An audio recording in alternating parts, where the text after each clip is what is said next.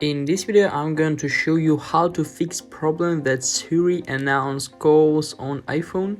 So it's pretty easy, just follow the steps I do. So all we need is just to open our settings on our iPhone and then find the Siri and search option right up here. So click on it and here we can see all the settings about Siri, but all we need now is just to find the announce calls folder. So click on it and now we can see different options for this setting.